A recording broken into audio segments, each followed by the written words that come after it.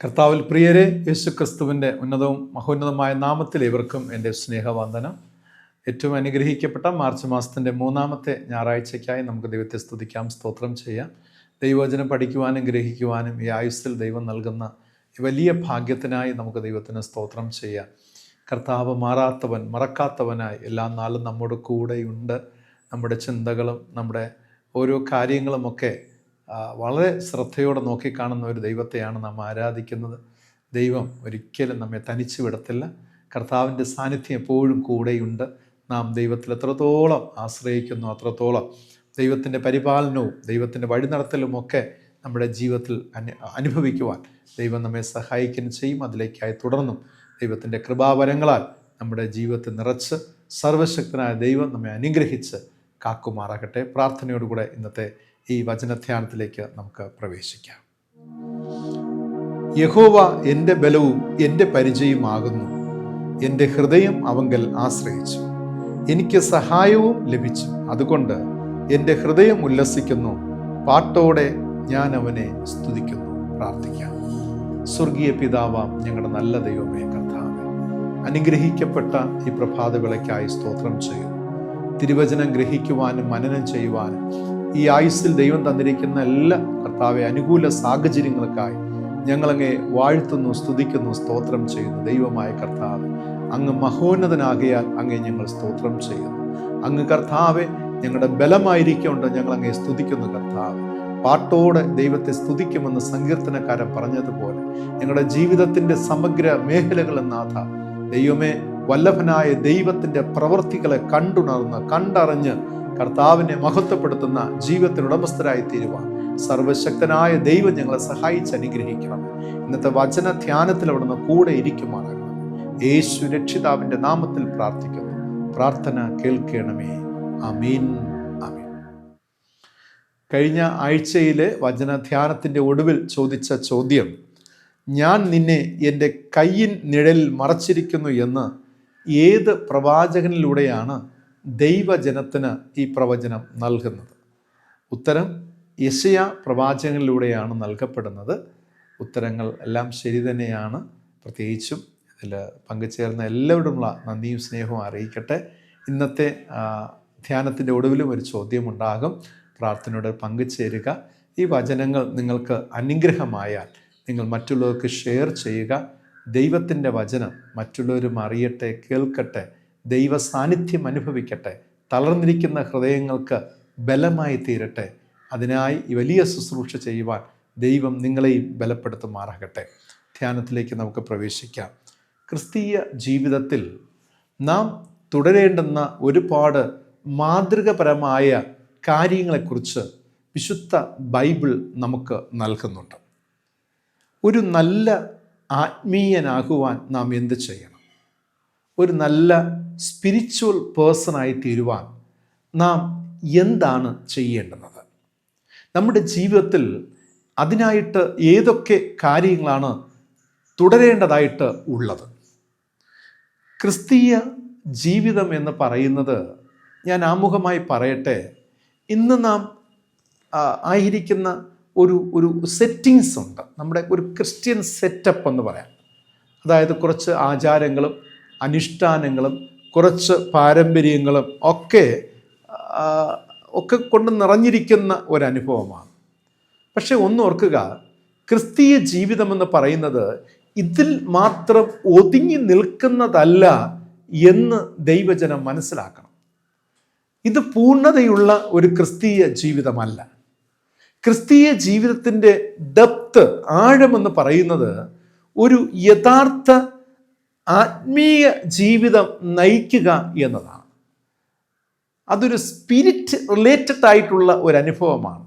മനുഷ്യൻ്റെ ആത്മാവും ദൈവത്തിൻ്റെ ആത്മാവും പരിശുദ്ധാത്മാവിനാൽ കൂട്ടിയോജിപ്പിക്കപ്പെട്ട് അതിൽ നിന്ന് ഉളവാകുന്ന ഔട്ട്കം, ബെനിഫിറ്റ്സ്, പ്രോഫിറ്റ്സ്, അത് ലോകത്തിൽ, ദേശത്തിൽ ദൈവരാജ്യ പ്രവർത്തനങ്ങൾക്കായിട്ട് അത് വിനിയോഗിക്കപ്പെടുന്ന ഒരു അനുഭവമാണ്. അപ്പോൾ ഇതിൻ്റെ മിസ്റ്ററി, അതായത് രഹസ്യം നിങ്ങൾക്ക് മനസ്സിലായി കാണും. ദൈവത്തിൻ്റെ ആത്മാവും മനുഷ്യൻ്റെ ആത്മാവും തമ്മിൽ ദൈവത്തിൻ്റെ പരിശുദ്ധാത്മാവിനാൽ കൂട്ടി യോജിക്കപ്പെട്ട് അല്ലെങ്കിൽ ചേർന്നിരിക്കുന്ന ഒരു അനുഭവമാണ്. അവിടെയാണ് ഒരു ആത്മീയൻ അല്ലെങ്കിൽ ആത്മീക ജീവിതം ഉടലെടുക്കുന്നത്. ഒരു സ്പിരിച്വൽ ലൈഫിന് തുടക്കം ഉണ്ടാക്കുന്നത് അവിടെ നിന്നുമാണ്. ഇതാണ് നമുക്ക് വേണ്ടത്. ഇന്ന് നാം കാണുന്ന ഒരു സ്ട്രക്ചറുണ്ട് അല്ലേ, ഒരു ക്രിസ്ത്യാനിറ്റിയുടെ ഒരു സ്ട്രക്ചർ. ഇന്ന് നമ്മൾ ഫോക്കസ് ചെയ്തിരിക്കുന്ന ആ സ്ട്രക്ചറിലാണ്, ആ ഒരു സ്കെൽട്ടൺ അല്ലേ, ആ സ്കെൽട്ടണും അതിൻ്റെ പുറത്ത് കവർ ചെയ്തിരിക്കുന്ന അല്ലെ ആവരണങ്ങളും. അപ്പം ഇങ്ങനെയുള്ള ഒരു ഒരു ഒരു സെറ്റിങ്സിലാണ് നാം ഇന്ന് അധികം ഫോക്കസ് ചെയ്ത് മുന്നോട്ട് പോയിക്കൊണ്ടിരിക്കുന്നത്. പക്ഷെ ഇതൊരു തൃപ്തികരമായ ഒരു ജീവിതമല്ല എന്ന് സത്യവേദ പുസ്തകത്തിൻ്റെ അടിസ്ഥാനത്തിൽ എനിക്ക് പറയുവാൻ സാധിക്കും. അങ്ങനെയെങ്കിൽ ഒരു ആത്മീയനാകുവാൻ നമുക്ക് എന്ത് ചെയ്യുവാൻ കഴിയും?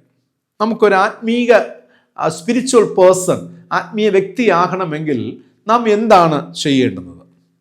ഒന്നാമത്തെ ചിന്ത, 3 കാര്യങ്ങളാണ് നിങ്ങളോട് പങ്കിടുവാനായിട്ട് ഞാൻ ആഗ്രഹിക്കുന്നത്.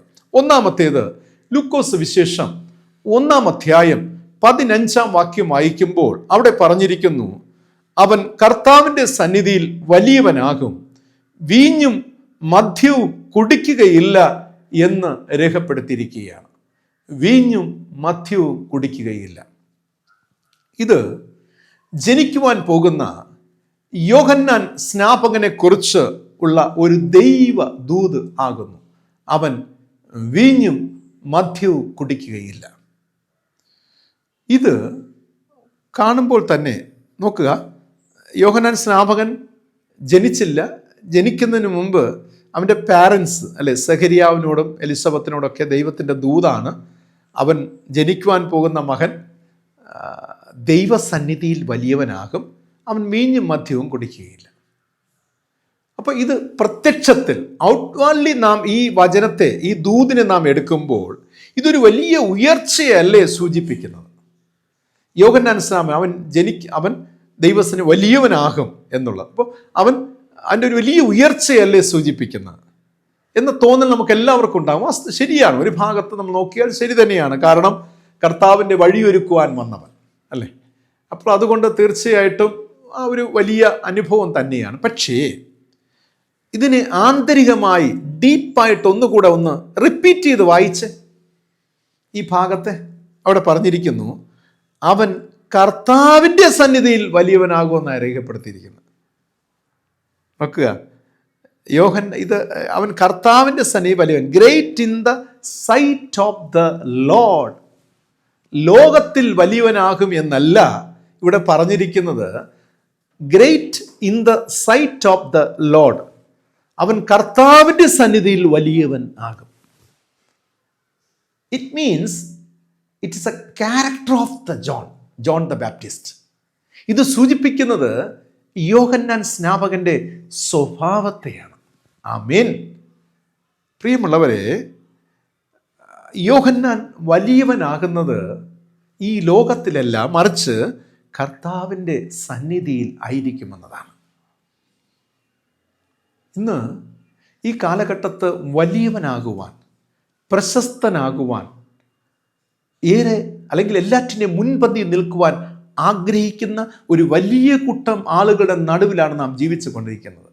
അത് സഭയിലുണ്ട്, തൊഴിലിടങ്ങളിലുണ്ട്, സഭയിലുമുണ്ട് അല്ലെ, സഭയിലും സമൂഹത്തിലും ഒക്കെ ഉണ്ട്. എവിടെ നോക്കിയാലും, ഇവൻ നമ്മുടെ ഒരു ഫാമിലിയിൽ എടുത്താൽ പോലും എല്ലാവർക്കും വലിയവരാകണം.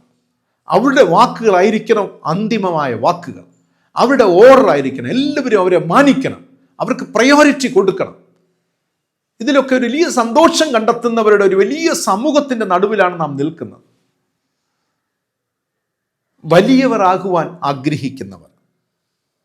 പക്ഷേ എന്നെയും നിങ്ങളെയും നോക്കി ഇവൻ കർത്താവിൻ്റെ സന്നിധിയിൽ വലിയവനെന്ന് പറയുവാൻ നമ്മിൽ എന്ത് സ്വഭാവമാണ് നമ്മിലുള്ളത്? കർത്താവിൻ്റെ മുൻപിൽ വലിയവനാകുവാനുള്ള ഒരു സ്വഭാവം. എന്നെ കേൾക്കുന്ന പ്രിയ ദൈവജനമേ, ഇത് ഒരു നല്ലൊരു സാക്ഷ്യമാണ് കേട്ടോ. ഈ ലോകത്തിൻ്റെ മുമ്പിൽ വലിയവനാകുന്ന ചിത്രമല്ല, നിന്നെ സൃഷ്ടിച്ച ദൈവത്തിൻ്റെ മുൻപിൽ നീ വലിയവനായി ജീവിക്കണം. ദൈവത്തിൻ്റെ കാഴ്ചയിൽ നീ വലിയവനാകണം. ഹല്ലേലൂയ, ആമേൻ. നീ ദൈവത്തിൻ്റെ ദൃഷ്ടിയിൽ, കാഴ്ചയിൽ നീ വലിയവനായി ജീവിക്കണം. Is it possible? Yes, possible. സാധിക്കും പ്രിയമുള്ളവരെ. When you walk in the way of the Lord, ദൈവത്തിൻ്റെ വചനപ്രകാരം നീ ജീവിക്കുമ്പോൾ, സഞ്ചരിക്കുമ്പോൾ, you will be a great person in the sight of the Lord. നിങ്ങൾ ദൈവത്തിൻ്റെ മുമ്പിൽ ഒരു വലിയ വ്യക്തിയായി മാറുമെന്നുള്ളതാണ്. We need such kind of testimonies. അങ്ങനെയുള്ള സാക്ഷ്യങ്ങൾ നമുക്കുണ്ടാകണം. അങ്ങനെയുള്ള ഒരു സ്വഭാവം നമുക്കുണ്ടാകണം. ഞാൻ എന്നോട് ചോദിക്കുകയാണ്, ഞാൻ എൻ്റെ ദൈവത്തിൻ്റെ സന്നിധിയിൽ, എൻ്റെ ദൈവത്തിൻ്റെ കാഴ്ചയിൽ ഞാൻ വലിയവനാണ്? അത്രത്തോളം എനിക്ക് ഉയരുവാൻ കഴിഞ്ഞിട്ടുണ്ടോ? അത്രത്തോളം വിശുദ്ധി കൈവരിക്കുവാൻ കഴിഞ്ഞിട്ടുണ്ടോ? അത്രത്തോളം വിശ്വസ്തത എന്നിലുണ്ടോ? അത്രത്തോളം വിനയം എന്നിലുണ്ടോ? അത്രത്തോളം വിശ്വാസം എന്നിൽ നിറഞ്ഞിട്ടുണ്ടോ, നിറയപ്പെട്ടിട്ടുണ്ടോ? അത്രത്തോളം വിവേകം എന്നിലുണ്ടോ? ദൈവത്തിൻ്റെ സന്നിധിയിൽ, ദൈവത്തിൻ്റെ ദൃഷ്ടിയിൽ പ്രിയരെ വലിയവനാകുവാൻ ശ്രമിക്കുക. ലോകത്തിൻ്റെ മുൻപേ അല്ല, നോട്ടീസുകളിൽ, ഫ്ലക്സുകളിൽ, കൺവെൻഷൻ യോഗങ്ങളൊക്കെ പേര് വരുന്നതിലല്ല, കമ്മിറ്റികളിൽ, മിനിറ്റുകളിലൊക്കെ പേര് വരുന്നതല്ല.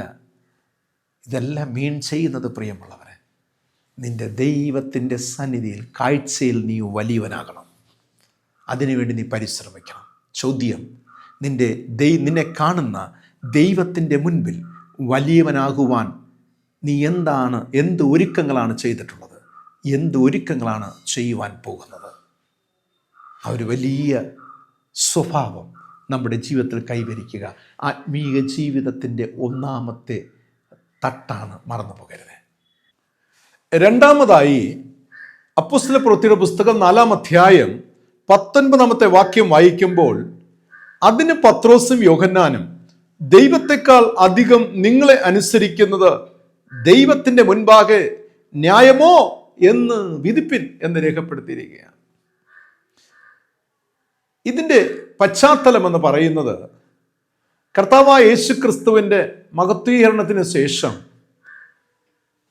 നമുക്ക് കാണുവാൻ കഴിയുന്നത് പത്രോസും യോഹന്നാനും തീവ്രമായി കർത്താവിന് വേണ്ടി പ്രവർത്തിക്കുവാൻ ഇറങ്ങി പുറപ്പെടുകയാണ്. ഉയർത്ത ക്രിസ്തുവിനെ സാക്ഷിക്കുവാൻ ശക്തമായ നിലപാടുകളോടും തീരുമാനങ്ങളോടൊപ്പം ഇവർ പുറപ്പെടുകയാണ്. വളരെ അനുഗ്രഹിക്കപ്പെട്ട ഒരു ഒരു ഒരു ഒരു പ്രവൃത്തിയാണ് നമുക്ക് കാണുവാൻ സാധിക്കുന്നത്. തീഷ്ണതയോടുകൂടെ ഇവർ കർത്താവായ യേശുവിനെ കുറിച്ച് പ്രസംഗിക്കുന്നു, അനേകം പേർക്ക് ഉപദേശങ്ങൾ നൽകുന്നു. ഇത് കേട്ട് അനേകം പേർ ക്രിസ്തു യേശുവിനെ സ്വീകരിക്കുന്നു, സ്നാനപ്പെടുന്നു, ക്രിസ്തുപക്ഷക്കാരായി മാറുന്നുണ്ട്. ഇതൊക്കെ കണ്ടപ്പോൾ അന്നത്തെ ഭരണവർഗത്തിന് ഇത് സഹിക്കുവാൻ കഴിഞ്ഞില്ല. ബൈബിൾ പറയുന്നത്, അന്നത്തെ ഭരണവർഗത്തിൽ ഉൾപ്പെട്ടിരുന്ന പ്രമാണികൾ, മൂപ്പന്മാർ, ശാസ്ത്രിമാർ, മഹാപുരോഹിതനായ ഹന്നാവ്, കയ്യഫാവ്, അലക്സാണ്ടർ, മഹാപുരോഹിത വംശത്തിലൊക്കെയും ചേർന്ന് ഇവരെ കൊണ്ടുവരാൻ കൽപ്പിക്കുകയാണ്. ഈ രണ്ടുപേരെയും പിടിച്ച് ഇവരുടെ മുൻപിൽ കൊണ്ട് നിർത്തുകയാണ്. നിർത്തിയ ശേഷം അവരോട് പറയുകയാണ്, നിങ്ങൾ ഇനിമേലിൽ ഈ യേശുവിനെ കുറിച്ച് പ്രസംഗിക്കരുത്, ഉപദേശിക്കരുത് എന്ന കൽപ്പന, ഓർഡർ നൽകുകയാണ്, ആജ്ഞ നൽകുകയാണ്. ഇത് കേട്ട മാത്രയിൽ പത്രോസും യോഹന്നാനും പറയുന്നതാണ്, ദൈവത്തെക്കാൾ അധികം നിങ്ങളെ അനുസരിക്കുന്നത് ദൈവത്തിൻ്റെ മുൻപാകെ ന്യായമോ എന്ന് നിങ്ങൾ തന്നെ വിധിപ്പിൻ. ഇത് പറഞ്ഞിട്ട് അവരുടെ വിധിക്കായി കാത്തു നിൽക്കാതെ, എന്നെ ഏറ്റവും സ്പർശിച്ചൊരു ഭാഗമാണ് ഇത്. നിങ്ങൾ തന്നെ വിധിപ്പിൻ. എന്നിട്ട് അവരുടെ വിധിക്ക് കാത്തു നിൽക്കാതെ ഉടനെ 4-ാം അധ്യായം 20-ാമത്തെ വാക്യത്തിൽ പറയുകയാണ്, ഞങ്ങൾ കണ്ടും കേട്ടും ഇരിക്കുന്നത് പ്രസ്താവിക്കാതിരിപ്പാൻ കഴിയുന്നതല്ല എന്ന് ഉത്തരം പറഞ്ഞു. Hallelujah, amen. പ്രഖ്യാപനം. എൻ്റെ രണ്ടാമത്തെ ചിന്ത പ്രൊക്ലമേഷൻ, പ്രഖ്യാപനം അഥവാ സമ്മതം പറയൽ. It is our stand. ഇതാകുന്നു ഞങ്ങളുടെ നിലപാട്, ഞങ്ങളുടെ സ്റ്റാൻഡ് ഇതാകുന്നു. നിങ്ങൾ വിധിപ്പിൻ. ഓക്കെ, അത് നിങ്ങളുടെ കരങ്ങളത്തെ. പക്ഷേ ഞങ്ങൾക്കോ, ഞങ്ങൾ കണ്ടതും കേട്ടതും അനുഭവിച്ചതും ഞങ്ങൾക്ക് പറയാതിരിക്കാൻ കഴിയുന്നതല്ല. ജീവനുള്ളിടത്തോളം ഞങ്ങൾ ക്രിസ്തുവിനെ പ്രസംഗിക്കും. ക്രിസ്തുവിനെ കുറിച്ചുള്ള ഉപദേശങ്ങൾ ഞങ്ങൾ നൽകും. ഞങ്ങൾ ക്രിസ്തുവിനായി പ്രവർത്തിക്കും. പ്രിയമുള്ളവരെ, നിലപാടുകൾ. ഇവിടെ ഈ ഭരണവർഗം ആവശ്യപ്പെടുന്നത് പത്രോസ് യോഹന്നാനും സ്വീകരിച്ച വഴി, സ്വീകരിച്ച വിശ്വാസം, സ്വീകരിച്ച ദൗത്യം എന്നേക്കുമായി ഉപേക്ഷിക്കണം. ഇതാണ് ആവശ്യം. ഡിമാൻഡ്, പൊളിറ്റിക്കൽ ഭാഗത്തു നിന്നുള്ള ഡിമാൻഡ് അതായിരുന്നു. സ്പിരിച്വൽ ഏരിയയിൽ നിന്നുള്ള ഡിമാൻഡ് അതായിരുന്നു. പക്ഷേ ഇവർ തങ്ങൾ സ്വീകരിച്ച നിലപാടിൽ ഉറച്ചു നിൽക്കുകയാണ്. വിശ്വാസം മാർഗം ത്യജിക്കുവാൻ ഈ ശിഷ്യഗണങ്ങൾ തയ്യാറല്ല. അവർ ശക്തമായി നിലകൊള്ളുകയാണ്. ഇതൊരു സ്വഭാവമാണ് പ്രിയമുള്ളവർ. It is a kind of character. പത്രോസിന്റെയും യോഹന്നാന്റെയും സ്വഭാവമാണ്. ഇന്ന് ഒരുപാട് പേർ ഫോർ സെയിൽ, വിൽപ്പനയ്ക്കായി ഉണ്ട് എന്ന ബോർഡും ചുമന്നുകൊണ്ട് നടക്കുന്നവരുടെ കൂട്ടത്തിൽ നടുവിലാണ് ഇവർ ഒരു ബോർഡ് വെച്ചിട്ടുണ്ട്. It is not for sale. എൻ്റെ ഫെയ്ത്ത് ഞങ്ങൾ വിൽക്കുന്നതല്ല, ഞങ്ങളുടെ സമർപ്പണത്തെ ഞങ്ങൾ വിൽക്കുന്നതല്ല, ഞങ്ങളുടെ കർത്താവായ യേശുവിനെ ഞങ്ങൾ വിൽക്കുകയില്ല. ആമേൻ. പ്രിയമുള്ളവർ, ഇന്ന് ഒരുപാട് ഫോർ സെയിൽ ബോർഡുകളെ കാണുവാൻ സാധിക്കും. ഏത് ഭരണവർഗത്തിനും സമ്പത്തുള്ളവനുമൊക്കെ വിലക്കെടുക്കുവാൻ കഴിയുന്ന നിലപാടുകൾ ഇന്നും നമ്മുടെ സൊസൈറ്റിയിൽ, നമ്മുടെ സഭയിൽ ക്രിസ്തു വിശ്വാസികൾക്ക് നിലപാടുകളുണ്ട്. പക്ഷേ എവിടെയൊക്കെ അവർ സെയിൽ ചെയ്യുകയാണ്, വിൽക്കുകയാണ്. സ്വന്തം ആശ്വാസത്തിന് വേണ്ടി, സ്വന്തം നിലനിൽപ്പിന് വേണ്ടി, പേരിന് വേണ്ടി, പ്രശസ്തിക്ക് വേണ്ടി പലയിടത്തുമൊക്കെ എന്താണ് ചാഞ്ഞും ചരിഞ്ഞും നിൽക്കുന്ന അനുഭവങ്ങളാണ്.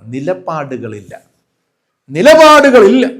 ബൈബിൾ വായിച്ചിട്ടും എടുത്ത നിലപാടുകൾ നിലനിൽക്കുവാൻ കഴിയുന്നില്ല. അവസാനത്തോളം വരെ നിൽക്കുവാൻ കഴിയുന്നില്ല. എവിടെയൊക്കെ സ്കാറ്ററായി പോവുകയാണ്. തീരുമാനങ്ങൾ സ്കാറ്റർഡായി ചിതറിപ്പോവുകയാണ്. ഈ അനുഭവത്തെയാണ് ഇവിടെ കാണുവാൻ കഴിയുന്നത്. പ്രിയമുള്ളവരെ, പത്രോസും യോഹന്നാനും വിൽപ്പനയ്ക്ക് എന്ന ബോർഡില്ലാതെ ജീവിക്കുന്നവർ, ജീവിക്കുവാൻ ശീലിച്ചവർ. ഹല്ലേലൂയ, ആമേൻ. ഞങ്ങൾ വിൽപ്പനയ്ക്കില്ല. ഞങ്ങളുടെ വിശ്വാസം ഞങ്ങൾ വിൽക്കുകയില്ല. ഞങ്ങളുടെ ഗുരുവിനെ ഞങ്ങൾ വിൽക്കുകയില്ല. പ്രിയമുള്ളവരെ, ഇവരുടെ മേലുള്ള ദൈവത്തിൻ്റെ വിശ്വാസ്യത എത്ര വലുതായിരിക്കും എന്ന് ചിന്തിച്ച്. ഇവരുടെ മേലുള്ള ദൈവത്തിൻ്റെ, കർത്താവിൻ്റെ വിശ്വാസ്യത, കോൺഫിഡൻസ് എത്ര വലുതായിരിക്കും എന്ന് ചിന്തിച്ച്. ഞങ്ങളുടെ കർത്താവ് ഞങ്ങൾക്ക് ഒന്നാലും ശരി, ഞങ്ങൾ ഈ മാർഗം ത്യജിക്കുകയില്ല, ഈ വഴി വിട്ട് മാറുകയില്ല. ഞങ്ങളുടെ സമർപ്പണത്തിൽ നിന്ന്, ദൗത്യത്തിൽ നിന്ന്, മിഷനിൽ നിന്നും ഞങ്ങൾ വിട്ടുപോകുകയില്ല. ഇവർ ദൈവഭാഗത്ത് നിൽക്കുന്നവർ. പകുതി വഴിയിൽ വിട്ട് പോകുന്നവർ ആയിരിക്കത്തില്ല. പകുതി വഴിയിൽ വെച്ച് ഗുരുനാഥനെ ഉപേക്ഷിച്ച് പോകുന്നവരും ആയിരിക്കുകയില്ല. എന്നെ കേൾക്കുന്ന പ്രിയ ദൈവജനമേ, നിങ്ങളുടെ സമ്മതം എന്താണ്? It is A character. ഇതൊരു സ്വഭാവമാണ്, അല്ലേ? യോഹന്നാൻ സ്നാപകനുണ്ടായതുപോലത്തെ ഒരു സ്വഭാവമാണ്. അവസാനത്തോളം വരെ ക്രിസ്തുവിനെ മുറുകെ പിടിച്ചുകൊണ്ട്, എന്തു വന്നാലും, മരണം വന്നാലും, രാജ്യത്തിൻ്റെ ഭരിക്കുന്ന ഭരണവർഗം പിടിച്ച് കൊല്ലുവാൻ നിന്നാലും, ഞങ്ങൾ we will stand for Christ. എത്ര അനുഗ്രഹിക്കപ്പെട്ട വിശ്വാസം! മൂന്നാമത്തേതും ഒടുവിലത്തേതും 1 പത്രോസ് 3-ാം അധ്യായത്തിൻ്റെ 4-ാം വാക്യം വായിക്കുമ്പോൾ അവിടെ ഇപ്രകാരം രേഖപ്പെടുത്തിയിരിക്കുന്നു: സൗമ്യതയും സാവധാനതയുമുള്ള മനസ്സ് എന്ന അക്ഷയഭൂഷണമായ ഹൃദയത്തിൻ്റെ ഗൂഢമനുഷ്യൻ ആയിരിക്കണം എന്ന് രേഖപ്പെടുത്തിയിരിക്കുകയാണ്. അത് ദൈവസന്നിധിയിൽ വിലയേറിയതാകുന്നു എന്ന് രേഖപ്പെടുത്തിയിരിക്കുന്നു. ഇത് ഒരു കോൺസിക്രേഷനാണ്, അതായത് അഭിഷേകം, ദൈവത്തിൻ്റെ അഭിഷേകം. ഒരു യഥാർത്ഥ ദൈവത്തിൻ്റെ ജീവിതത്തിൽ നിങ്ങൾക്ക് ഒരു ആത്മീക ജീവിതത്തിൽ ജീവിക്കണമെങ്കിൽ നിങ്ങൾക്കുള്ളിൽ ഒരു അഭിഷേകം ഉണ്ടായിരിക്കണം. അഭിഷേകം എന്താണ് ഈ അഭിഷേകം? ഇവിടെ പറഞ്ഞിരിക്കുന്നത് സൗമ്യതയും സാവധാനതയുമുള്ള ഒരു മനസ്സ് വേണമെന്നാണ് പറഞ്ഞിരിക്കുന്നത്. ദൈവാത്മാവിൻ്റെ അഭിഷേകം എന്ന് പറയുന്നത് ഒന്ന് സൗമ്യത, മീക്നെസ്. രണ്ട് സാവധാനതയുള്ള ഒരു മനസ്സ്. ദൈവജനത്തിനതുണ്ടായിരിക്കണം. ഇത് ഒരു ദൈവഭക്തൻ്റെ ആത്മീയൻ്റെ ജീവിതത്തിൻ്റെ ഗൂഢ മനുഷ്യനാണ്, നിഗൂഢമായ ഒരു രഹസ്യമാണ്, ഹൃദയത്തിനുള്ളിലെ രഹസ്യം. ബിക്കോസ് എൻ്റെ ക്യാരക്ടർ, എൻ്റെ ലൈഫ് ഞാൻ ബിൽഡ് ചെയ്തിരിക്കുന്ന ഈ രണ്ടിലാണ്. ഒന്ന് സൗമ്യതയിലും, രണ്ട് സാവധാനതയുള്ള ഒരു മനസ്സിലും. ഇത് രണ്ടും ദൈവസന്നിധിയിൽ വിലയേറിയതാകുന്നു. എനിക്കൊരു ഔട്ടർ സ്ട്രക്ചറുണ്ട്, അല്ലേ? പുറത്തുള്ള ഒരു സ്ട്രക്ചറുണ്ട്, അകത്തൊരു സ്ട്രക്ചറുണ്ട്. ഈ അകത്തെ സ്ട്രക്ചറിൻ്റെ ഫൗണ്ടേഷൻ എന്ന് പറയുന്നത് സൗമ്യതയും അതുപോലെ തന്നെ സാവധാനതയുള്ള ഒരു മനസ്സും. ഈ സൗമ്യത എന്ന് പറയുന്നത് എന്താണ്? നമ്മുടെ ആന്തരികവും ബാഹ്യവുമായ പെരുമാറ്റമാണ് സൗമ്യത. ഞാനൊരു ആത്മീകനെങ്കിൽ എന്നിൽ സൗമ്യതയുണ്ടാകണം. അത് ആന്തരികമായി ഉണ്ടാകണം, ബാഹ്യമായി ഉണ്ടാകണം. ഇന്ന് ഈ സൗമ്യത നമുക്ക് ബാഹ്യപ്രകടനങ്ങളിൽ മാത്രമേ കാണുവാൻ കഴിയുന്നുള്ളൂ. ആന്തരികമായിട്ട് സൗമ്യതയില്ല. കാരണം ഒരു ഇഷ്യൂ വരുമ്പോൾ, ഒരു പ്രശ്നം വരുമ്പോൾ, നമ്മുടെ ഭാഗത്ത് റൈറ്റ് എന്ന് തോന്നുമ്പോൾ നമുക്കുണ്ടാകുന്ന വീറും വാശിയും കോപവും അഹങ്കാരവും ഇതൊക്കെ ചില വേളകളിൽ പുറപ്പെട്ടു വരാറുണ്ട്. അതിനർത്ഥം എന്താണ്? ഈ വ്യക്തിക്ക് ബാഹ്യമായിട്ടാണുള്ളത്, ആന്തരികമായിട്ടില്ല. അപ്പോൾ ബാഹ്യവും ആന്തരികവുമായിട്ടുള്ളൊരു പെരുമാറ്റമായിരിക്കണം സൗമ്യത എന്നുള്ളത്. രണ്ടാമത് സാവധാനതയുള്ള ഒരു മനസ്സ്. ഈ സാവധാനതയുള്ള മനസ്സെന്ന് ഉദ്ദേശിച്ചിരിക്കുന്നത് ദൈവത്തെ മനസ്സിലാക്കുവാനുള്ള മനസ്സ്, ദൈവിക പദ്ധതികളെ മനസ്സിലാക്കുവാനുള്ള മനസ്സ്, ചുറ്റുപാടുകളെ മനസ്സിലാക്കുവാനുള്ള ഒരു മനസ്സ്. ഈ വേഗത്തിലുള്ള പരിപാടികളൊക്കെ വിട്ടിട്ട് പിന്നെയോ സാവധാനതയോടെ ചിന്തിക്കുവാൻ, ഗ്രഹിക്കുവാനുള്ള ഒരു മനസ്സ്. ഇതൊരു യഥാർത്ഥ ആത്മീയൻ്റെ ലക്ഷണമായിരിക്കും. ഒരു യഥാർത്ഥ ആത്മീയൻ്റെ ലക്ഷണമായിരിക്കും ഈ മൂന്ന് കാര്യങ്ങൾ: ദൈവത്തെ മനസ്സിലാക്കുക, ദൈവിക പദ്ധതികളെ മനസ്സിലാക്കുക, ചുറ്റുപാടുകളെ മനസ്സിലാക്കി അതിനനുസരിച്ച് പ്രതികരിക്കുക. ഇതൊരു യഥാർത്ഥ ആത്മീയൻ്റെ മനസ്സായിരിക്കും. ഇന്ന് ഈ സോക്കോൾഡ് ആത്മീയനെന്ന് സ്പിരിച്വാലിറ്റി ജീവിക്കുന്ന കുറേ പേര് നിങ്ങൾക്ക് പരിചയമുണ്ടാകും, കുറേ പേർ നിങ്ങളുടെ കൂട്ടത്തിലുണ്ടാകും. ഇവിടെയൊക്കെ ജീവിതത്തിൽ ഇത് കാണുവാൻ കഴിയുന്നുണ്ടോ? ദൈവസന്നിധിയിൽ വലിയവൻ എന്നുള്ള ആ ഒരിത്, ശരിയായ നിലപാടിൽ നിൽക്കുന്നവർ, ജീവൻ പോയാലും ശരിയായ നിലപാടിൽ നിൽക്കുന്നവർ. മൂന്നാമതായി ഞാനിപ്പോൾ പറഞ്ഞ സൗമ്യതയും സാവധാനതയുള്ള ഒരു മനസ്സുമുള്ളവർ. ഇതാണ് സ്പിരിച്വാലിറ്റിയുടെ ഫൗണ്ടേഷൻ. ഒരു ആത്മീയൻ എന്നതിൻ്റെ അടയാളം ഇതാണ്. ഇപ്പം നിങ്ങൾക്ക് മനസ്സിലായി കാണും, ഇന്ന് ഈ ലോകത്ത് കാണുന്ന ഒരു കരിസ്മാറ്റിക് ആയിട്ടുള്ള ഒരു സ്പിരിച്വാലിറ്റി ഉണ്ടല്ലോ, ഒന്നും വർക്കൗട്ട് ആകുന്ന ഒന്നല്ല. ദൈവസന്നിധിയിൽ അത് തൃപ്തികരമല്ല പ്രിയമുള്ളവരെ. അതുകൊണ്ട് യഥാർത്ഥ ആത്മീക ജീവിതത്തിൻ്റെ സ്വഭാവം എന്നത് കർത്താവിൻ്റെ സന്നിധിയിൽ വലിയവൻ വലിയവളായിരിക്കണം. പ്രഖ്യാപനം എന്നത് നിലപാടുകളോടെയുള്ള ഒരു ഉടമ്പടി പ്രഖ്യാപിക്കണം. ദൈവിക അഭിഷേകം എന്നത് സൗമ്യതയും സാവധാനതയുള്ള ഒരു മനസ്സും ആയിരിക്കണം. ഈ ഒരു അനുഭവം നമ്മുടെ ജീവിതത്തെ ഏറ്റവും ഉന്നതമായ അനുഭവങ്ങളിൽ എത്തിക്കും പ്രിയമുള്ളവരെ. അത് ഏറ്റവും ഹൃദ്യമാണ്, അനുഗ്രഹീതമാണ്, സമാധാനവും സന്തോഷമുള്ളതാണ്. ഈ ആത്മീയതയാണ് ഇന്ന് ഈ കാലഘട്ടത്തിന്, ഈ ലോകത്തിന് ആവശ്യം. ദൈവം ആഗ്രഹിക്കുന്നതാണ്.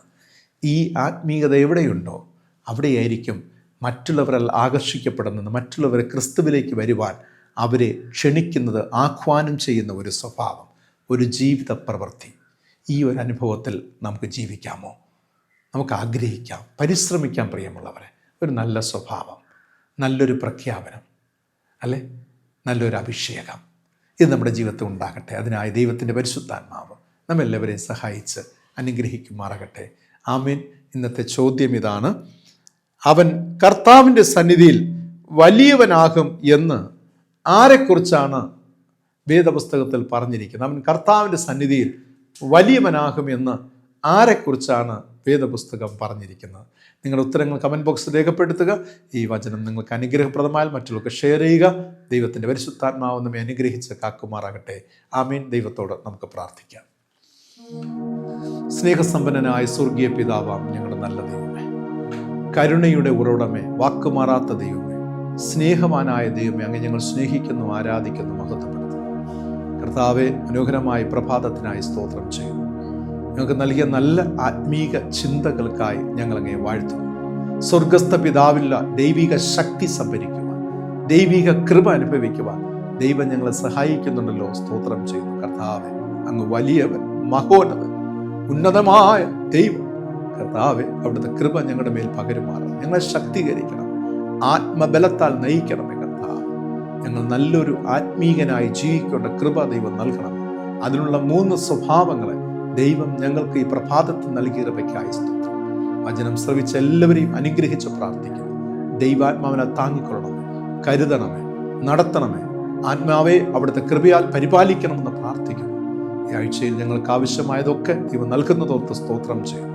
വിഷമതകളും ഭാരങ്ങളെല്ലാം മാറി ദൈവസ്നേഹത്തിലും ശക്തിയിലും ദൈവിക അത്ഭുതങ്ങളിലൂടെ വസിപ്പാൻ ദൈവം ഞങ്ങളെ സഹായിച്ച് അനുഗ്രഹിക്കുമാറാകണം. യേശു രക്ഷിതാവിൻ്റെ നാമത്തിൽ പ്രാർത്ഥിക്കുന്നു. പ്രാർത്ഥന കേൾക്കണമേ. ആമേൻ. സ്വർഗസ്ഥനായ ഞങ്ങളുടെ പിതാവേ, തിരുനാമം വിശുദ്ധീകരിക്കപ്പെടണം. തിരുരാജ്യം വരണം.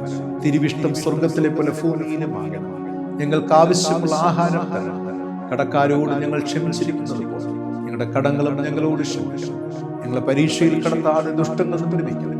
രാജ്യവും ശക്തിയും മഹത്വം ഇന്നും എന്നേക്കും പിതാവിനുള്ളതല്ലോ. ആമേൻ. പിതാവും പുത്രനും പരിശുദ്ധാത്മാവുമായി ത്രിയേക ദൈവത്തിന്റെ കൃപയും സമാധാനവും അനുഗ്രഹവും നന്മയും നിങ്ങളെല്ലാ പേരോടും ഇന്നും അന്നും സർവദാ സദാകാലം കൊണ്ടിരിക്കുമാറാകട്ടെ. ആമേൻ. ആമേൻ. ഒരു യഥാർത്ഥ ആത്മീയ ജീവിതം നയിക്കുവാൻ ദൈവത്തിന്റെ പരിശുദ്ധാത്മാവ് നിങ്ങളെ സഹായിക്കട്ടെ. God bless you. Thank you.